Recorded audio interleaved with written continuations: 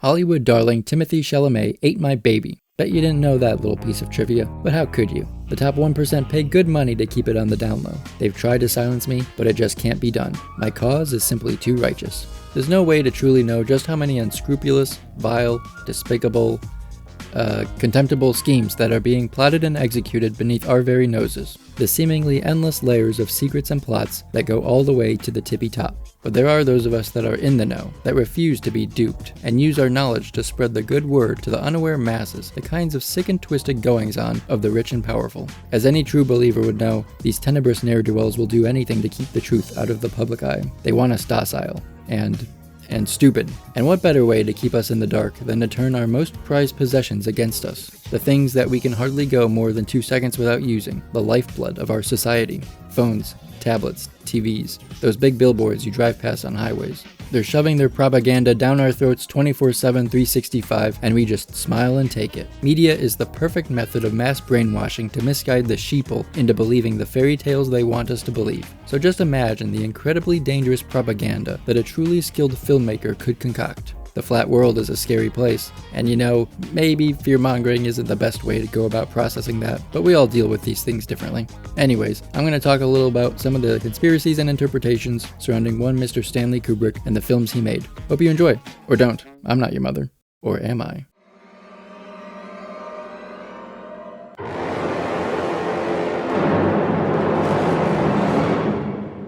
In all of Kubrick's filmography, The Shining is the movie that seems to have the most interpretations surrounding it. Ranging from the fairly interesting to the quite delusional, some of these theories are definitely worth mentioning. I wanted to start with one that I actually kinda like. The idea is that the Overlook Hotel is in fact hell, an idea that the author of the movie source material, Stephen King, supports. But if you know the relationship the novel has with the movie, then you know they are two very different things. It does offer an explanation to many of the film's mysteries, like why the Torrances are trapped at the Overlook, how Jack has been there for at least 50 years, and the hotel's ever-shifting architecture. I think it's an interesting theory that holds some water, and out of the interpretations I'm going to discuss, this is the one I gel with the most. It's also probably the only one that's applicable to both the movie and the book. One of the most popular theories about The Shining is that it's really about the Native American genocide that followed the colonization of North America. With the hotel being built on a Native American burial ground, a detail that's only a thing in the movie, the featuring of Native American art and designs in the hotel, and the Calumet baking powder all point to the very deliberate decision from Kubrick to tie the film to America's violent past. Journalist Bill Blakemore wrote about it in 1987, interpreting the film through the lens of it being about the suffering of Native Americans. One of his ideas, for example, was that the blood silently pouring out the elevator symbolized the blood of the indigenous that the United States had been built on. While I don't think the Native American genocide was Kubrick's main focus for The Shining, it's undeniably a part of it. And I think it's interesting that even with all these references to Native Americans, there aren't actually any indigenous characters in the movie, and all we get to see are the traces left behind, as if they're all gone, and all that's left are their ghosts. The number 42 comes up a few times throughout The Shining. Some may consider it merely a coincidence, while others have examined it as a reference to the Holocaust. 1942 is the year Hitler and his Nazis initiated their grand plan to wipe out every Jewish person they could get their hands on, a plan commonly referred to as the final solution. We can see that Danny wears a shirt with the number 42 on it, and later watches the Summer of 42. In this shot, there are 42 cars in the Overlook's parking lot, but don't rewind because then it kinda gets ruined. If you take the number 237, a significant number in the film and not the book, and you multiply 2 times 3 times 7, you get 42, which, okay, it's an interesting idea to say the least. While I'm not so confident that all of this is more than a coincidence, I think the theory has some merit, which is a lot more than this next one can say. Probably the weakest theory about The Shining is the claim that the whole thing's actually about a mind control experiment conducted by the CIA. That all the strange supernatural happenings, undefined layout of the hotel, and moving objects all point to being the results of a shared hallucination of the Torrances. And the only proof that gives credibility to this idea is a single poster in the background of this shot. On it has the word Monarch, which is allegedly a codename for a CIA mind control experiment. Some people really do just be saying shit. I love money. Can't get enough of it, really. No matter how much money I get, it's never enough to satisfy my appetite. The hunger, it persists. Unending. But not that paper shit, I don't play with that. I'm talking gold. Gold bars. Thick gold Fort Knox bars.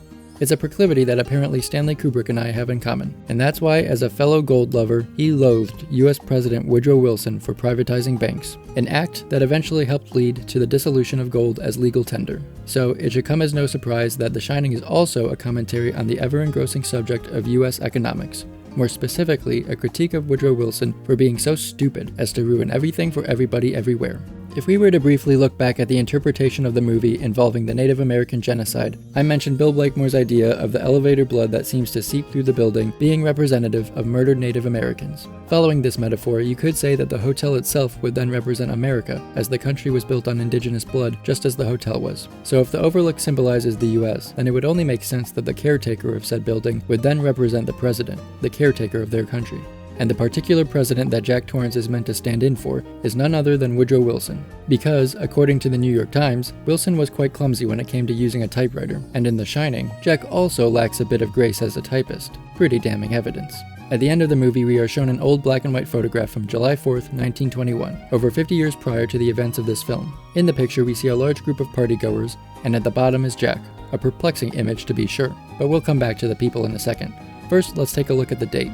1921 is the year Woodrow Wilson's presidency came to an end, and July 4th, 1921 specifically, is exactly 4 months after Wilson left office. Now back to the people in the photo. If you were to unfocus your eyes and blur your vision just a little bit, then the man standing right above Jack holding his arm starts to look an awful lot like a younger Woodrow Wilson. There is a large room in the Overlook dedicated to hosting parties called the Gold Room, and the room is gold-colored. The second time Jack visits the Gold Room, he seems to be transported back in time to a party from the 1920s, as is evident by the clothing worn by the many fabulously well-to-do ladies and gentlemen in attendance. These seem to be the very same kind of people Jack is accompanied by in the July 4th photo.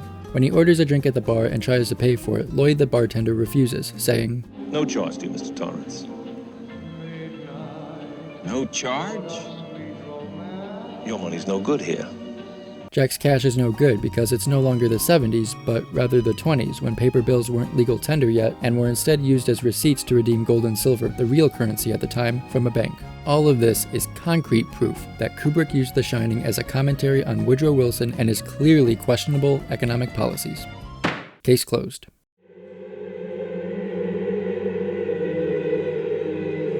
There exists a rumor that Kubrick wanted the band Pink Floyd to score 2001: A Space Odyssey, but for whatever reason, they declined.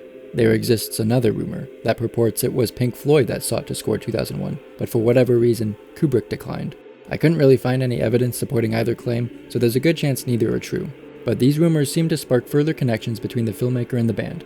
At some point, some big brain mad lad decided to play the Pink Floyd song Echoes over the Jupiter and Beyond the Infinite sequence of 2001, and discovered that the song syncs perfectly with the film's visuals. It's either a crazy coincidence, or Pink Floyd specifically made the song with that part of 2001 in mind. Although they have denied such claims, and in the documentation of their making the song, the movie was never mentioned. So I don't know, I guess anything's possible, but it's probably just a funny coinky-dink. These little conspiracies are nice and all, but there are actually 2 instances in which Kubrick really did cross paths with Pink Floyd/Pink Floyd band members. The first time was when he was working on A Clockwork Orange and sought out the rights to the Floyd song Atom Heart Mother to use in it. Pink Floyd co-founder Roger Waters once recalled his talk with Kubrick about the request for the rights to their song, which went something kind of like, "So, what exactly do you want with our song?" Well, I don't really know right now, but I just want it, and I'll use it however I like." "Oh, no. Fuck you." "What?" So instead, Kubrick had to settle for featuring the Atom Heart Mother record in the background of a couple shots, alongside Sgt. Pepper's and the 2001 soundtrack. Let's jump forward some 20 years after A Clockwork Orange's release to when Roger Waters, now doing his own thing, was putting together his album Amused to Death, and decided he wanted to use an audio clip of the character HAL 9000 from 2001: A Space Odyssey, which feels a bit ironic. In an interview from 1993, Waters explained that he asked Kubrick if he'd let him use the 2001 clip, and I bet that shit felt pretty good for Stanley. Waters said, "I stupidly asked Stanley Kubrick for permission to use his background on the album. He hummed and hawed for ages and ages, and eventually refused me permission to use it. So I made my own, which is why you've got me breathing on there, which is a bit like a backwards message for Stanley Kubrick. So Yelnats backwards we all now know is Stanley, and the shouting at the beginning, I wouldn't like to tell you what that is, but it's the Mad Scotsman having a quiet word with Stanley Kubrick about not giving me permission to use that Kubrick stuff on the record." Ooh, a bit of sass from the bar. This boy's ground some claws. K-Dog's final film, Eyes Wide Shut, is another one of his movies shrouded in mystery. Although it hasn't gotten nearly as much attention as The Shining, the erotic thriller featuring an evil cult getting up to some kinky shit has generated its own share of strange conspiracies. Mostly, it revolves around the idea that Kubrick was using the movie as a means to expose a group of rich elites, possibly people in Hollywood, that were committing murders and or preying on children, or whatever evil cults usually do. Because of this, Warner Brothers supposedly forced Kubrick to cut out the footage that exposed any specific people, which ended up amounting to about 20 minutes of film. And this string of conspiracies end with the idea that Kubrick was ultimately murdered by the evildoers he had so desperately hoped to expose. Now this is a conspiracy theory. What a roller coaster of emotions. It's dumb as hell, but it fits the mold of any classic conspiracy. Someone discovers an organization's dark secrets and races to get the truth out to the people, but is tragically murdered before they're able to. That sure is a narrative. Sure, we know now more than ever that rich people do be doing some pretty vile stuff, but Eyes Wide Shut being a hit piece on the Hollywood elite or any other group is just not true. Mostly because there's no evidence proving it, a few people fairly close to Kubrick have denied it, and it's just kinda stupid. I've got another Shining theory for you, but it's the last one, I swear. What if I told you that Stanley K was involved in one of the greatest conspiracies in human history?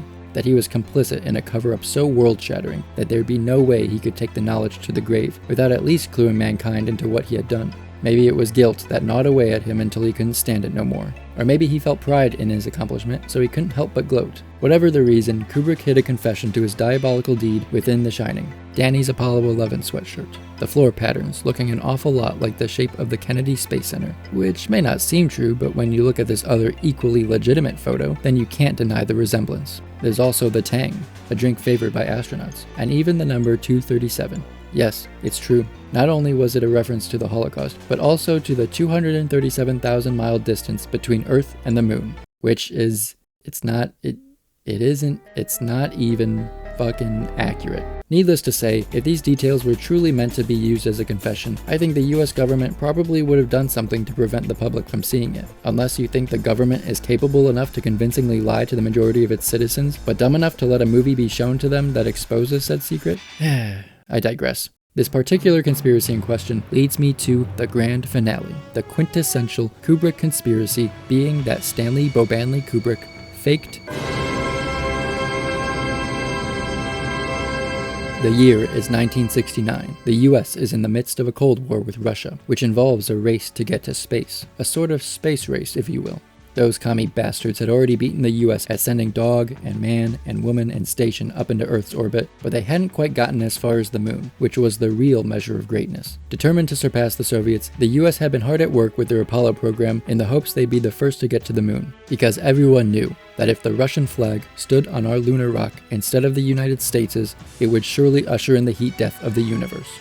The commies winning the war and proving they were superior to America could not happen. Unfortunately, the US was behind the Soviets when it came to their rocket technology. There was no way they'd make it to the moon first where things stood. So with the fate of the free world hanging in the balance, America did what it had to in order to come out on top, even if it meant telling the greatest lie in the history of the human race. But who out there would be skilled enough, let alone willing, to participate in such a deception? Someone that could make a staged moon landing so convincing it would trick the entire world into believing it was real. Conveniently for the US, famed filmmaker Stanley Kubrick had released his sci-fi epic 2001: A Space Odyssey a year prior, which featured such convincing visuals of not only space travel, but more importantly, a depiction of men on the moon.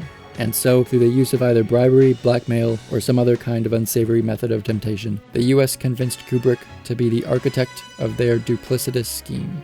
After the whole world bought the lie, the US won not only the space race, but also the war, and saved the world from total commie domination, and we all lived happily ever after. An interesting story, I guess, but it is by and large the most popular conspiracy surrounding Stanley Kubrick. I'll admit that it may have been a little boring that most of these were about The Shining, but it's not my fault. Blame the nerds that won't stop talking about the same damn movie. I'd have loved to have talked about more of Kubrick's other films, but there just isn't nearly as much wild speculation about his others like there is with The Shining. Having been a meticulous filmmaker that created such ambiguous, thought-provoking imagery, it's no wonder many Kubrick fans have been hell-bent on believing there must be some hidden messages baked into his films, that he must have snuck some secrets in them, that his movies are puzzles to be solved, codes to be cracked. And I'm not saying he didn't use stuff like symbolism and metaphors and the like in his work. He seemed like a smart cookie that likely enjoyed subtext as much as the next person. But there are a lot of people that have looked and continue to look real hard for meanings in places that don't seem to have any, or at least not the kinds they think are there. It's not totally unlike what happened with this one relatively unknown, kinda grassroots band called the Beatles. John Lennon wrote the song Glass Onion as a sort of response to the fans that had looked too much into their music for hidden meanings and other such things that simply weren't there. Framing it through a metaphor of looking through a glass onion, Lennon was telling his overanalyzing fans that they were only trying to peel back the layers of something transparent. I think one of the beautiful things about art is that everyone can have their own interpretations of a piece of work, and that they can, for the most part, be as equally valid as any other. But there is such a thing as overanalyzing, and that maybe the simpler answers can sometimes be the correct ones. Either that or I'm full of shit and nothing's real, we're ruled by lizards, the water's turning the frogs gay, and Lil Timmy Tim is coming after your baby next.